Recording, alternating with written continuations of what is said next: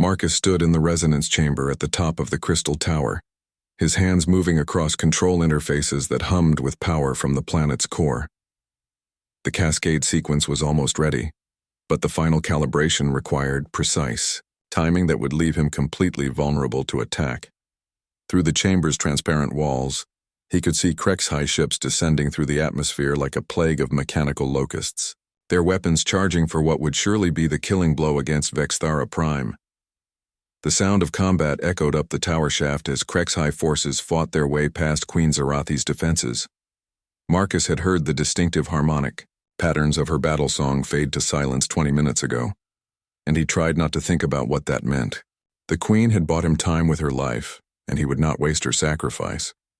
Marcus activated his portable scanner and felt his heart sink as he read the energy patterns flowing through the tower's crystal matrix. The resonance cascade was building properly, but there was a fundamental problem he had not anticipated.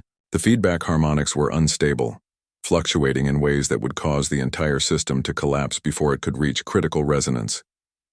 He ran calculations in his head, desperately searching for a solution, as the sound of approaching enemies grew louder.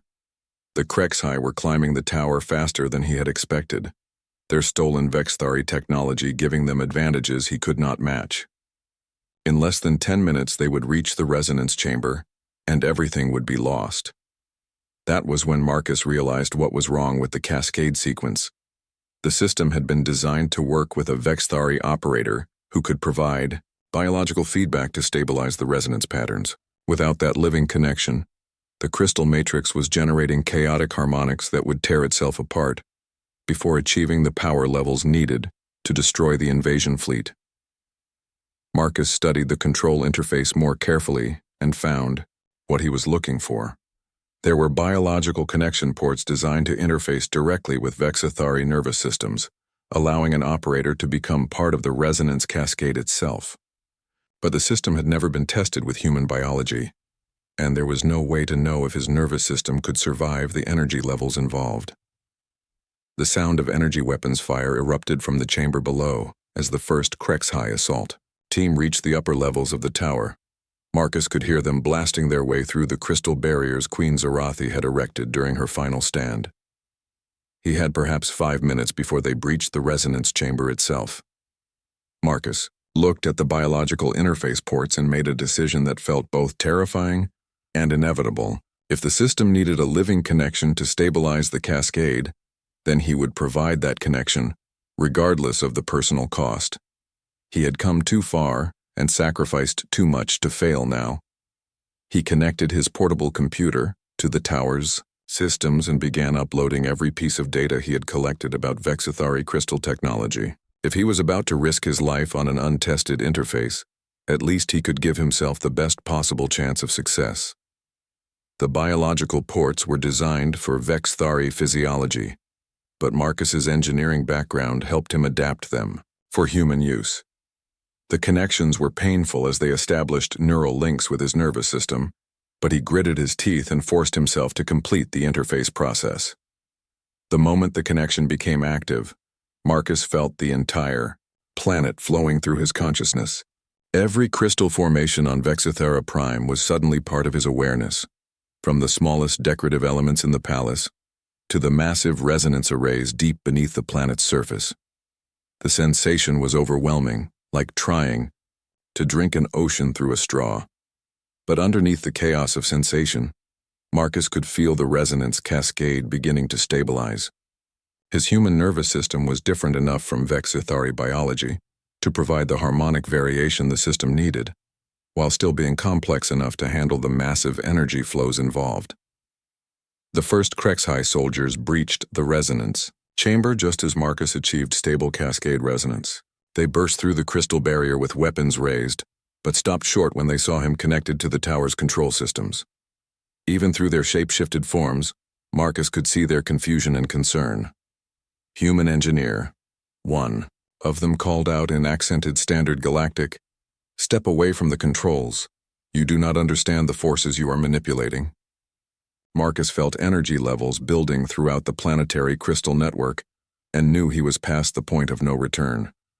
The cascade was approaching critical resonance, but it would take another 3 minutes to reach the power levels needed to generate the defensive pulse.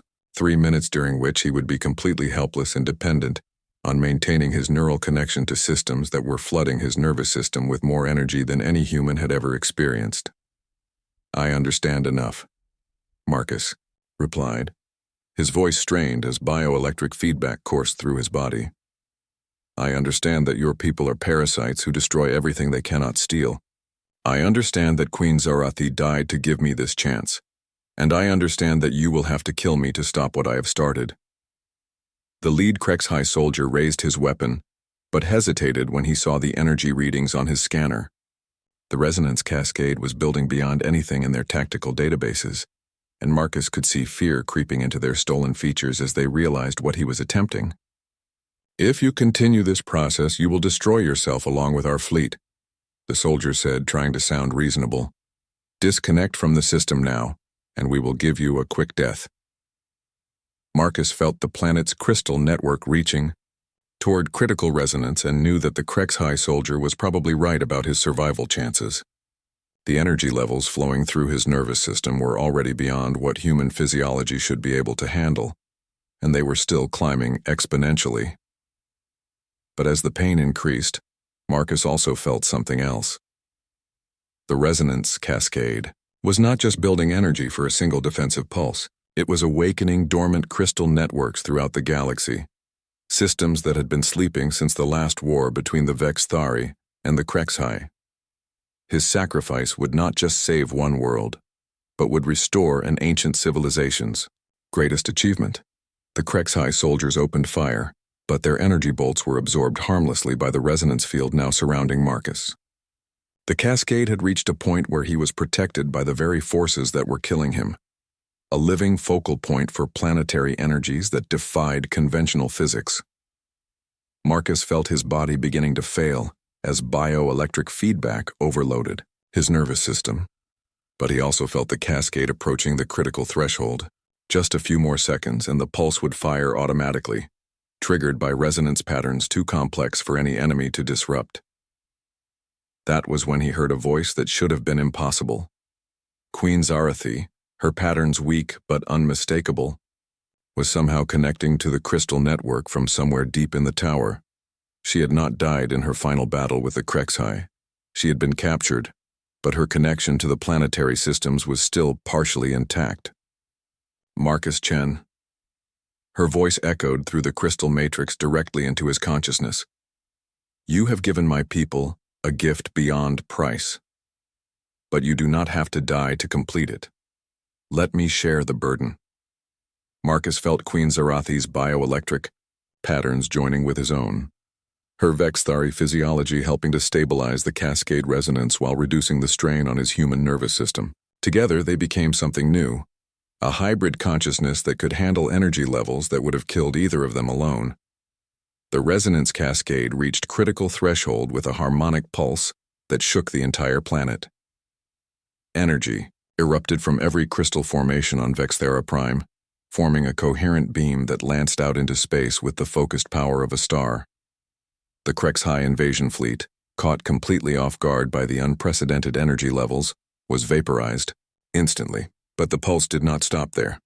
It propagated through the galaxy's crystal networks at faster than light speeds, awakening ancient Vexthari defense systems on dozens of worlds. Dormant installations that had been sleeping for centuries suddenly came online, their crystal arrays glowing with renewed purpose.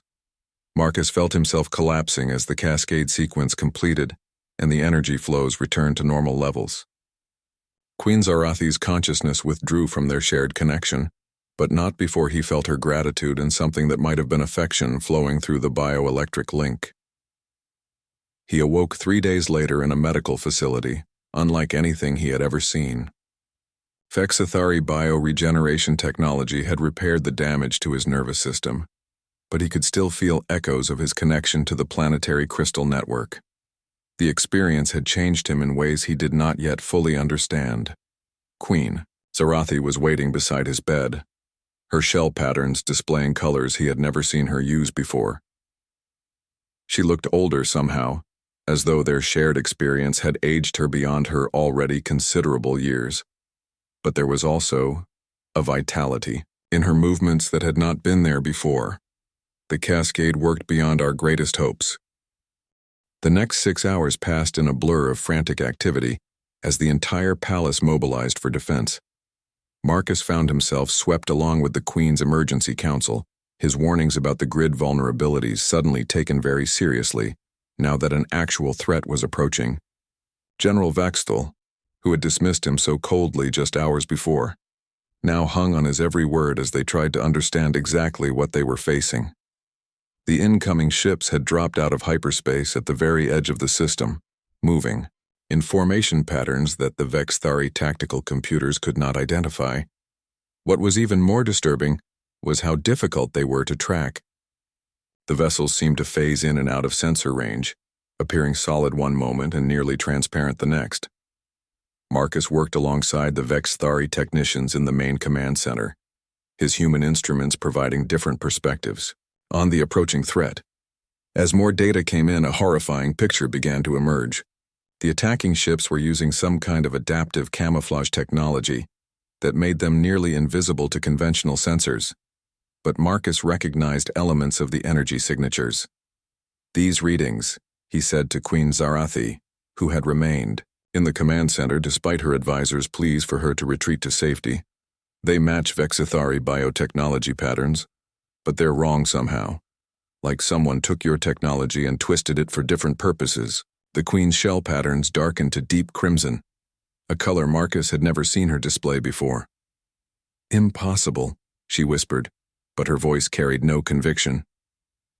"The HFY were destroyed centuries ago. Our ancestors made certain of that." "The HFY?"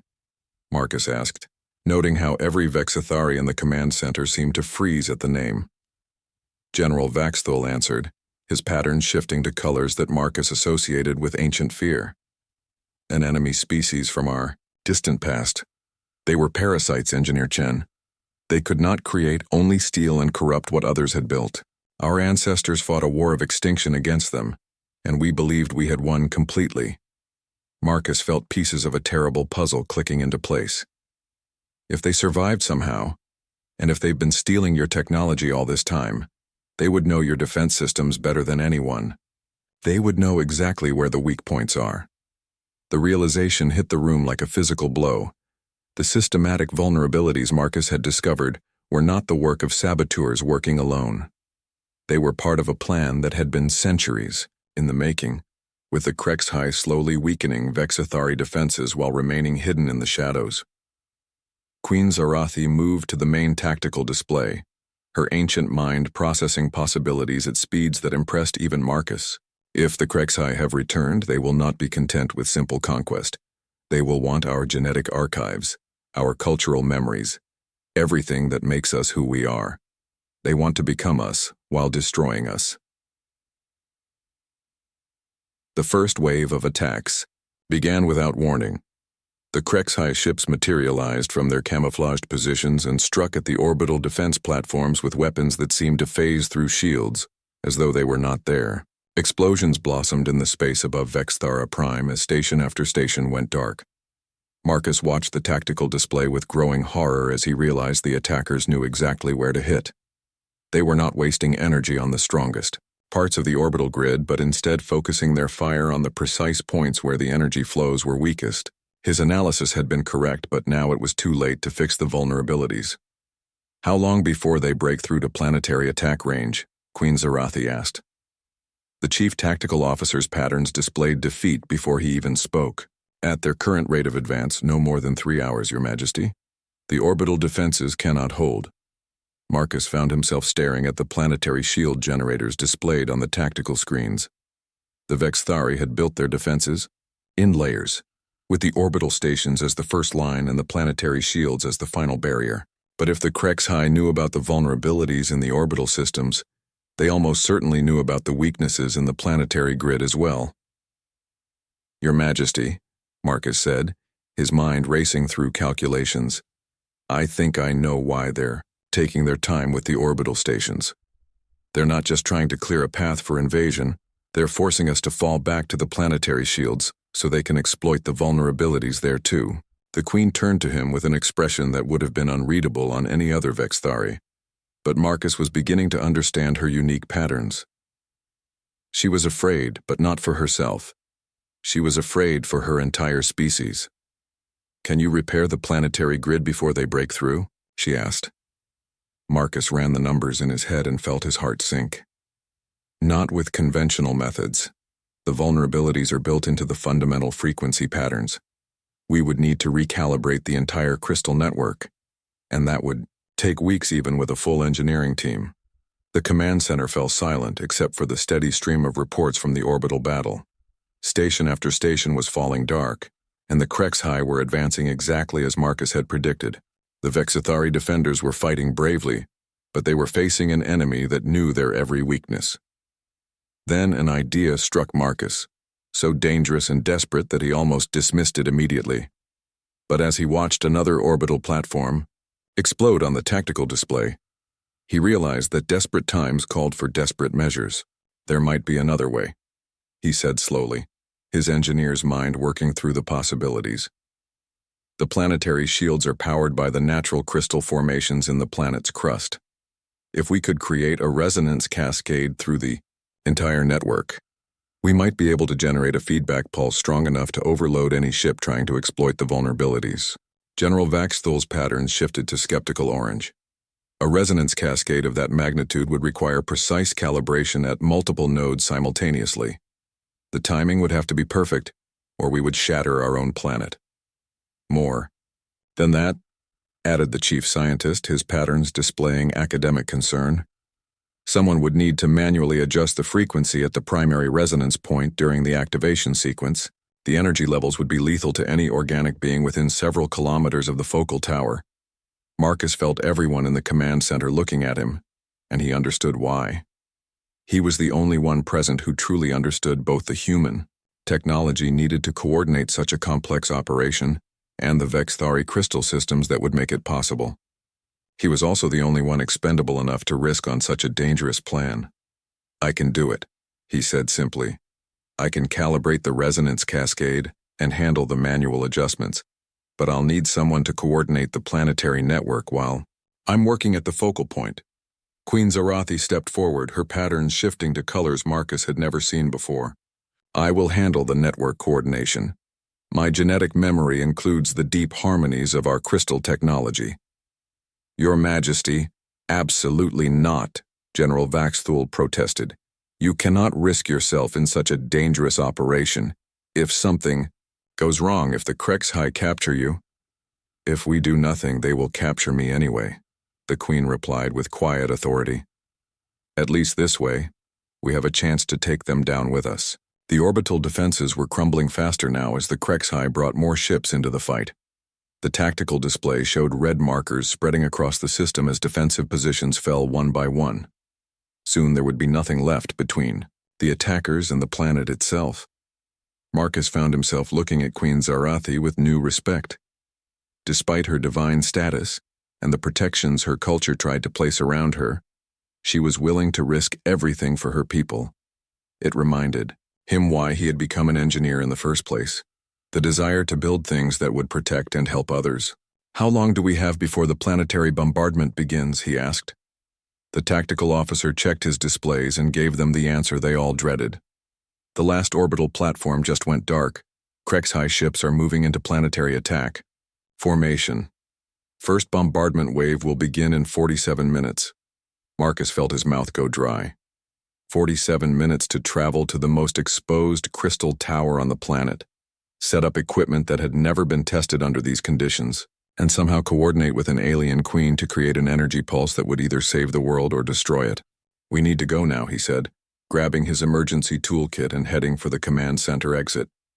"Every second we waste is a second closer to planetary bombardment." But as they reached the corridor leading to the transport bays, alarms began blaring with a different tone than the orbital battle warnings. Emergency lights bathed the palace in harsh red illumination, and Marcus could hear the distinctive sound of energy weapons firing somewhere within the complex. A guard rushed up to them, his patterns displaying panic and confusion. Your Majesty, we have intruders in the palace.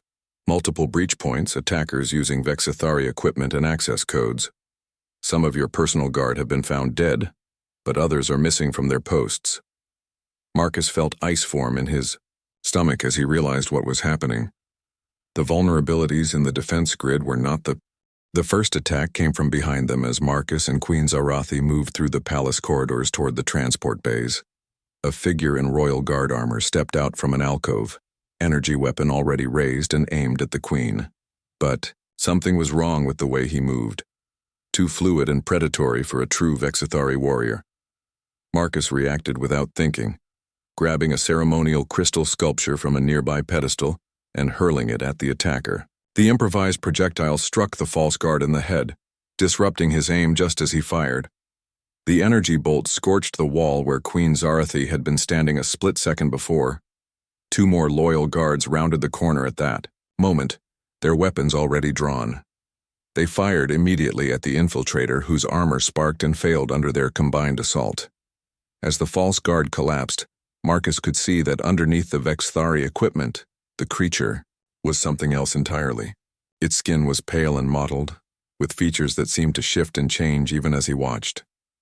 Krexhai shapeshifter, Queen Zarathi said with disgust.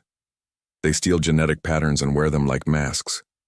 How many of my guards have they replaced over the years? One of the loyal guards, Captain Zelnith, approached with his shell patterns displaying shame and anger. Your Majesty, we cannot tell who is real and who is not. 3 more of our units have already engaged targets wearing our own armor. The infiltration is deeper than we imagined. Marcus checked his portable scanner and found energy signatures that made his blood run cold. There are at least 12 more hostiles moving through the palace. They're converging on our position from multiple directions. We need to move now if we're going to reach the Crystal Tower. The group began moving again, but their progress was slow as they had to check every corridor and doorway for potential threats. Marcus found himself studying each guard they encountered, looking for the subtle signs that might indicate a Krexhai infiltrator. The real Vexithari moved with natural grace and displayed emotional patterns through their shell colorations. The shapeshifters were good but not perfect. As they reached the main transport bay, they found chaos. Several shuttles were already damaged or destroyed, their crystal power cores cracked and leaking energy. Bodies of both loyal guards and infiltrators were scattered across the landing platforms, evidence of fierce fighting that had taken place while they were making their way through the palace. The orbital bombardment begins in 23 minutes, Captain Zelnith reported, checking his communication device. Most of our transport fleet has been sabotaged, but I can get 1 shuttle operational. Marcus ran toward the least damaged shuttle while Queen Zarathi and her guards secured the area. His engineering training kicked in as he assessed the damage and began jury-rigging repairs with whatever materials he could find. The power coupling was cracked but still functional, and the navigation system showed signs of tampering that he could work around. That was when he heard Queen Zarathi speaking in rapid, complex harmonics to someone over the communication system. Her patterns had shifted to colors he had never seen before, deep golds and crimsons that seemed to pulse with authority and ancient knowledge. "What are you doing?" he called out while continuing his repairs. "Activating protocols that have not been used for over 300 years, she replied. "If the Krexhai have returned, then it is time for our people to remember what we truly are beneath the civilization we have built." Marcus finished his work on the shuttle and looked back to see Queen Zarathi standing in the center of the transport bay, her entire shell now glowing with bioluminescent patterns that hurt to look at directly. The surviving guards had arranged themselves in a defensive perimeter around her, but their own patterns displayed awe and something close to fear. The queen was not just a figurehead or a symbol of her people's culture. She was a living repository of genetic memories stretching back thousands of years, and she was accessing knowledge that had been dormant since the last war with the Krexhai. Marcus realized he was witnessing something that few beings in the galaxy had ever seen, the true awakening of Vexithari battle consciousness. "The shuttle is ready," he announced, but his voice was barely above a whisper as he watched the transformation taking place before him. Queen Zarathi's communication with the Planetary Defense Network was not through technology, but through direct biological interface with the crystal systems that powered their world. She was speaking to the planet itself, awakening defenses that had been sleeping for centuries while her people lived in peace. The response came as a low harmonic vibration that Marcus could feel in his bones. Throughout the palace complex, crystal formations began to glow with renewed energy as ancient systems came online. The Vexithari had not always been the peaceful, civilized people that Marcus had met. Their ancestors had been warriors who had fought impossible odds and survived through strength and cunning that their descendants had almost forgotten. "Your Majesty," Captain Zelnith said urgently, "we have multiple contacts approaching the transport bay, at least 20 hostiles, moving in coordinated attack formation." Marcus grabbed his toolkit and headed for the shuttle, but he turned back when he realized Queen Zarathi was not following. She remained in the center of the bay, her patterns now so bright that they cast shadows on the walls around them. "I cannot leave yet," she said, her voice carrying harmonics that made the air itself seem to vibrate. "The network interface requires my direct presence for another few minutes. The ancient protocols must be fully activated before I can risk moving to the Crystal Tower." The sound of energy weapons echoed from the corridors leading to the transport bay as the Krexhai forces closed in. Marcus could see movement in the shadows at the edge of the bay, figures in guard armor whose movements were just wrong enough to mark them as infiltrators. Captain Zelnith and his remaining guards took defensive positions, but Marcus could see the hopelessness in their patterns.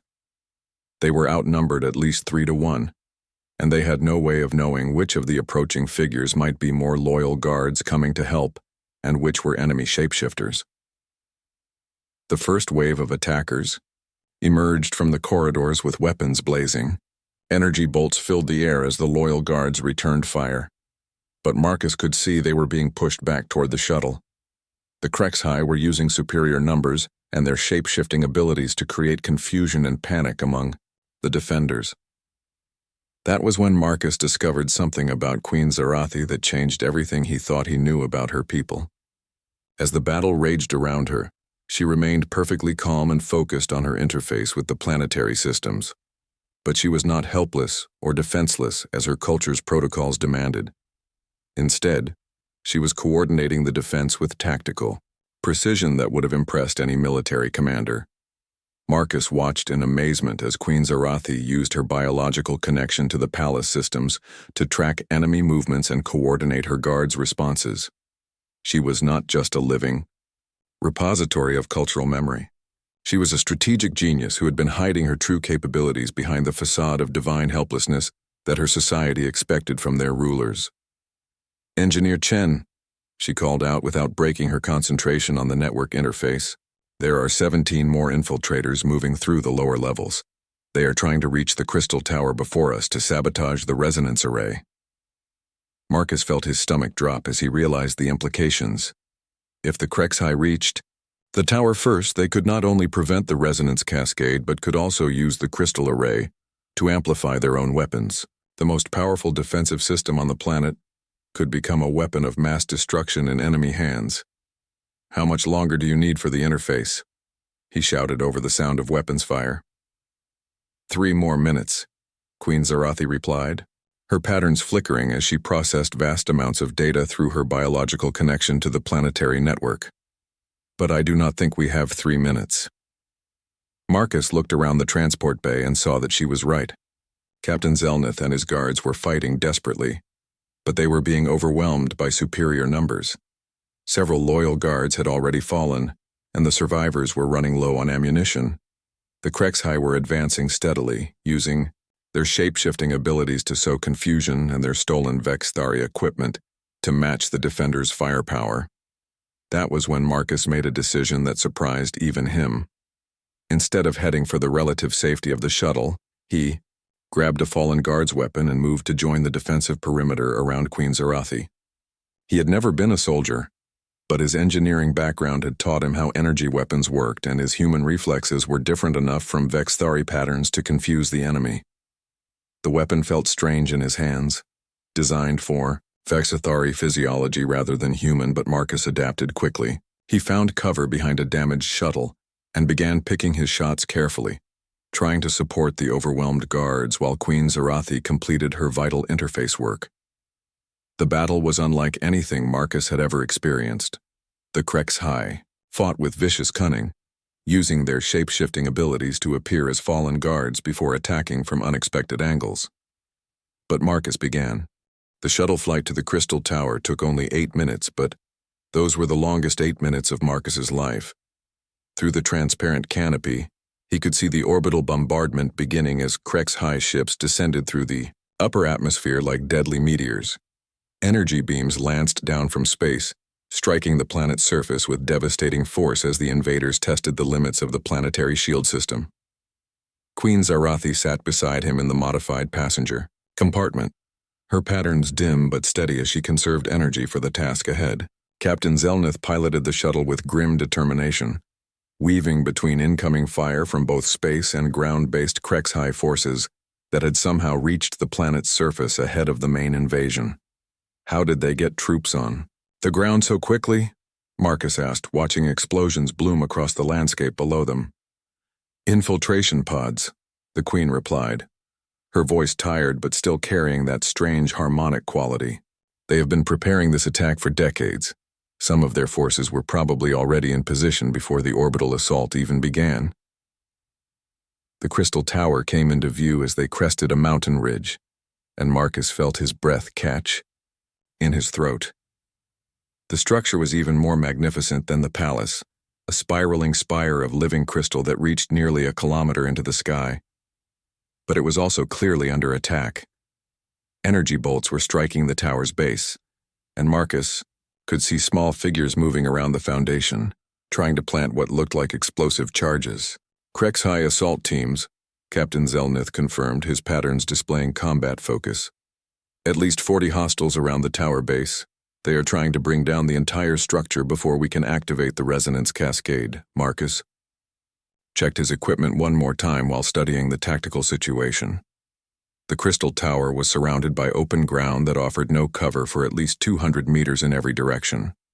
Any approach would be under direct fire from multiple enemy positions, and the HFY had clearly chosen their defensive positions with care. Can you set the shuttle down behind that ridge? Marcus asked, pointing to a rock formation about 1/2 kilometer from the tower. If we approach on foot, we might be able to use the terrain for cover. Captain Zelnith shook his head, his patterns showing tactical disagreement. The ridge is already occupied. I can see at least 12 enemy positions along the high ground. They have turned our own defensive advantages against us. Queen Zarathi studied the tactical display for a moment, then made a decision that shocked both Marcus and the captain. Take us directly to the tower landing platform. Full speed, maximum altitude approach. Your Majesty, that is suicide, Captain Zelnith protested. They will concentrate all their fire on us. The shuttle cannot survive that level of assault. The shuttle does not need to survive, Queen Zarathi replied calmly. It only needs to get us close enough to reach the tower entrance. After that, the mission depends on speed and determination, not transportation. Marcus felt his stomach lurch as Captain Zelnith reluctantly followed the Queen's orders, pulling the shuttle into a steep climb before diving toward the Crystal Tower at maximum velocity. The HFY response was immediate and overwhelming. Energy bolts filled the air around them as every enemy weapon in range opened fire on their rapidly approaching shuttle.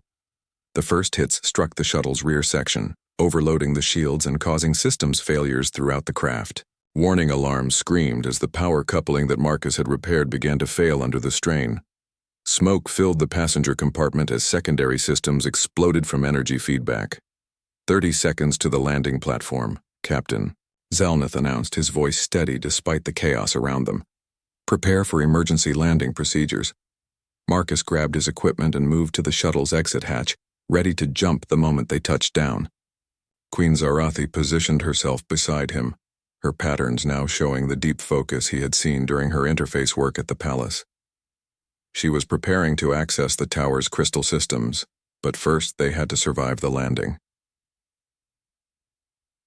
The shuttle hit the crystal platform with bone-jarring force, skidding sideways as its damaged stabilizers failed. Marcus threw himself through the hatch the moment the craft stopped moving, rolling across the crystalline surface as energy bolts sizzled through the air where he had been standing.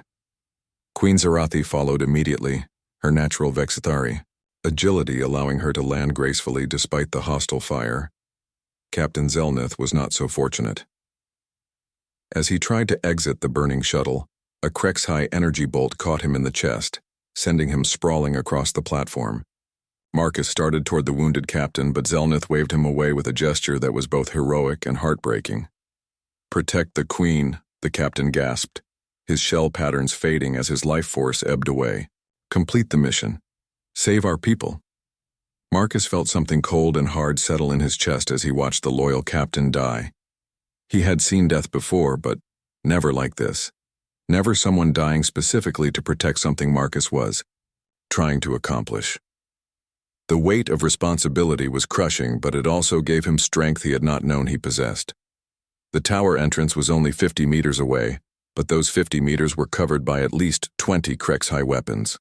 Marcus could see the enemy soldiers repositioning themselves to block any approach to the door, their stolen Vexthari armor gleaming in the light from the orbital bombardment above.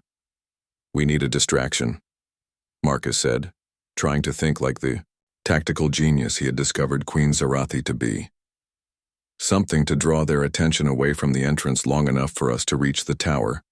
Queen Zarathi's patterns shifted to colors Marcus had never seen before, deep purples and silvers that seemed to pulse with ancient power. "I can provide the distraction, but you must promise me something, Engineer Chen. Whatever happens to me, you must complete the resonance cascade. My people's survival depends on it." Before Marcus could ask what she meant, Queen Zarathi stepped out from behind their cover and began to glow. Not just her shell patterns, but her entire body, as though she were channeling energy directly from the planet's crystal matrix. The effect was so spectacular that every Krexhai weapon turned toward her, drawn like moths to a flame. Marcus used the moment of distraction to sprint toward the tower entrance, his human legs carrying him faster than most Vexithari could move. Behind him, he could hear the distinctive sound of Queen Zarathi's bioluminescence interfering with Krexhai targeting systems, but he also heard the increasing volume of energy weapons fire as the enemy overcame their initial surprise. He reached the tower door just as Queen Zarathi's distraction began to fail. The ancient portal recognized her bioelectric signature, even at a distance, and cycled open, revealing the spiral interior of the crystal spire. Marcus dove through the opening as energy bolts scorched the air behind him, then turned to see Queen Zarathi running toward him, with at least 30 Krexhai soldiers in pursuit. She almost made it. The Queen reached the doorway with energy, bolts sizzling past her on both sides, her patterns blazing with determination and desperate hope. But just as she stepped across the threshold, a Krexhai shot caught her in the shoulder, spinning her around and sending her crashing to the crystalline floor inside the tower. Marcus rushed to her side, his engineering training taking over as he assessed her injuries. The energy bolt had damaged her left shoulder severely, and her patterns were flickering weakly as her body tried to compensate for the trauma. "The resonance chamber is at the top of the tower," she whispered, her voice barely audible over the sound of Krexhai forces trying to break through the sealed door. "You must reach it and begin the cascade sequence. I will try to maintain the network connection from here." Marcus looked up the spiraling interior of the tower and saw that it stretched far higher than he had imagined. The resonance chamber was nearly a kilometer above them, and there was no mechanical transport system. The tower had been designed for Vexithari who could use their natural climbing abilities to scale the crystal walls, not for humans with limited physical capabilities. "I can't leave you here," Marcus said, trying to help Queen Zarathi to her feet. "Those Krexhai will break through the door any moment. If they capture you—" "They will not capture me alive," Queen Zarathi replied with quiet dignity. "But they might delay me long enough to prevent the cascade activation. You must go now while there is still time." The sound of energy weapons grew louder as the Krexhai concentrated their fire on the tower door. The ancient crystal portal was strong, but Marcus could see stress fractures beginning to appear in its structure. It would not hold for much longer. Marcus made a decision that surprised even him. Instead of starting his climb immediately, he used his engineering knowledge to jury-rig a defensive barrier from the tower's internal systems. It was not much, just some redirected energy flows and improvised shield projectors, but it might buy Queen Zarathi a few extra minutes. "What are you doing?"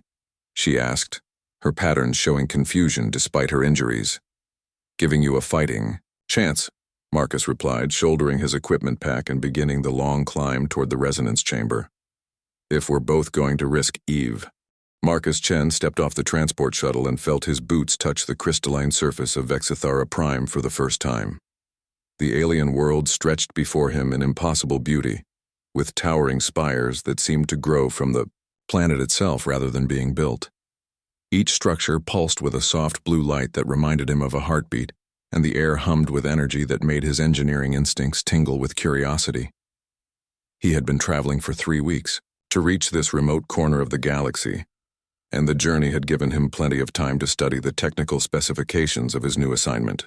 The Vexthara civilization was ancient, their technology based on biological engineering and crystal resonance systems that humans were only beginning to understand.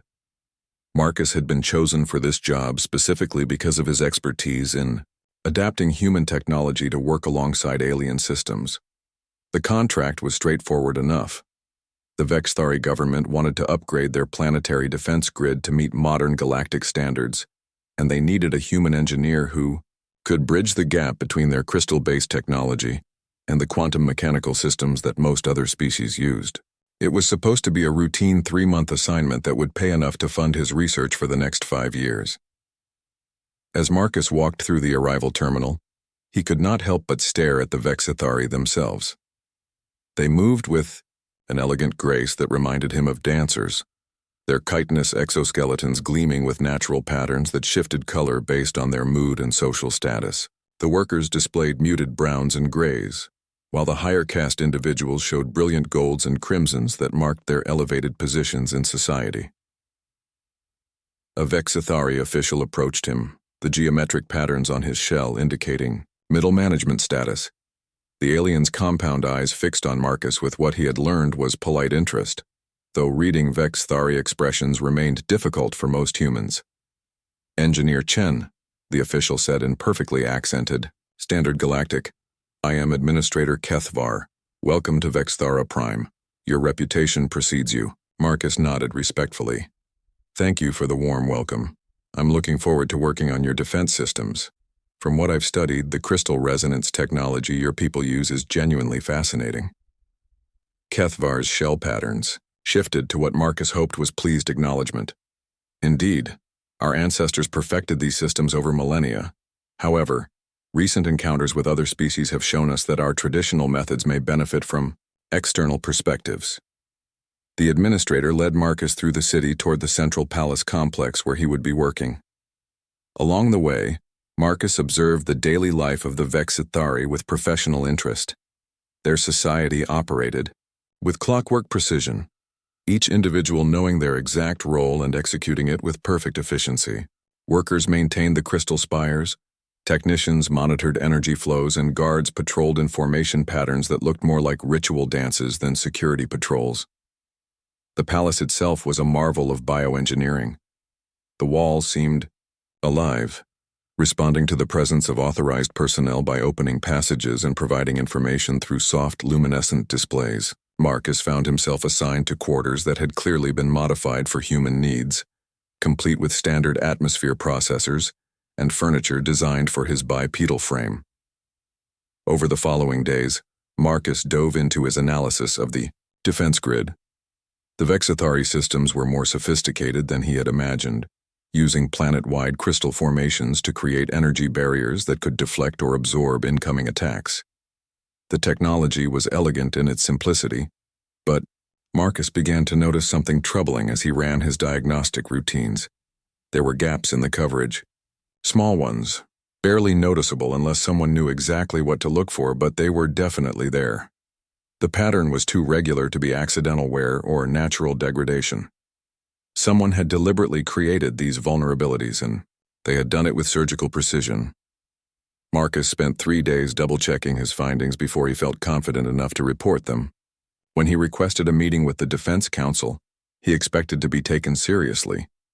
Instead, he found himself facing a panel of high-caste military officials who seemed more interested in maintaining protocol than addressing potential security threats. "These variations you speak of," said General Vaxthul, his shell patterns displaying what Marcus had learned to recognize as condescension, "are well within normal operational parameters. Your human instruments may not be sensitive enough to properly calibrate our systems." Marcus felt his jaw tighten, but he kept his voice level. "With respect, General, I've been working with crystal resonance systems for over a decade. These aren't calibration errors. Someone has systematically weakened specific frequency nodes in your grid. If an attacking force knew about these vulnerabilities, they could punch through your defenses with minimal effort." The council members exchanged glances, their shell patterns flickering in rapid communication that Marcus could not follow. Finally, General Vaxthul spoke again. "Engineer Chen, you are here to implement technical upgrades, not to question the integrity of systems that have protected our world for centuries. Perhaps you should focus on your assigned tasks rather than imagining threats where none exist." The dismissal stung, particularly because Marcus knew he was right. But he also knew that pushing the issue would likely result in his contract being terminated, and he genuinely wanted to help these people protect themselves. He decided to document everything thoroughly and look for another opportunity to raise his concerns through proper channels. That opportunity came sooner than expected. 3 days later, while Marcus was running field tests on the outer perimeter stations, an alert echoed through the palace complex. Queen Zarathi herself had requested a formal briefing on the defense upgrade project, and all senior staff were required to attend. Marcus had never seen the Queen before, though her reputation was legendary throughout the galaxy.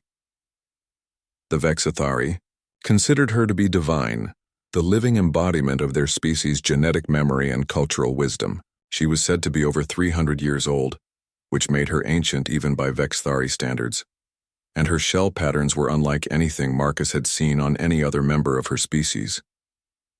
The briefing room fell silent as Queen Zarathi entered, flanked by her personal guards. She moved with the same elegant grace as all Vexithari, but there was something else in her bearing that suggested vast intelligence and experience. Her shell displayed patterns of deep purple and silver that seemed to shift and flow like liquid metal, and her compound eyes held a depth that made Marcus feel as though she could see directly into his thoughts. General Vaxthul presented the standard progress report, emphasizing how well the upgrade project was proceeding and how impressed they were with human engineering capabilities. Marcus listened to the sanitized version of events and felt increasingly uncomfortable as the general glossed over the security concerns without even mentioning them. When the formal presentation ended, Queen Zarathi surprised everyone in the room by speaking directly to Marcus. In Vexithari culture, the Queen never addressed lower caste individuals directly, and technically Marcus ranked below even the worker caste in their social hierarchy. "Engineer Chen," she said, her voice carrying harmonics that seemed to resonate in his bones, "you have been working closely with our defense systems. Do you have any observations that were not covered in this briefing?" The room fell dead silent. Marcus could feel every pair of compound eyes focused on him, and he knew that his next words could either save lives or end his career. He glanced at General Vaxthul, whose shell patterns were practically screaming warnings, then looked directly at the Queen. "Your Majesty, I have identified what appear to be systematic vulnerabilities in your current grid configuration. If someone wanted to attack this world, they would know exactly where to focus their efforts for maximum effectiveness." The Queen's pattern shifted to something Marcus could not interpret, but her next words chilled him to the bone. "Show me," she said simply. As Marcus began to explain his findings, alarms suddenly began blaring throughout the palace. Emergency lights bathed the briefing room in pulsing red, and a technician burst through the doors with panic radiating from every line of his body. "Your Majesty," the technician gasped. "Massive energy signatures detected at the edge of the system. Multiple ships. Configuration unknown. They'll be in weapons range within 6 hours." Marcus felt his stomach drop as he realized that his worst fears were about to be confirmed. Someone was coming, and they almost certainly knew about the vulnerabilities he had discovered. The question was whether the Vexthari would listen to him now, or whether pride and protocol would doom them all.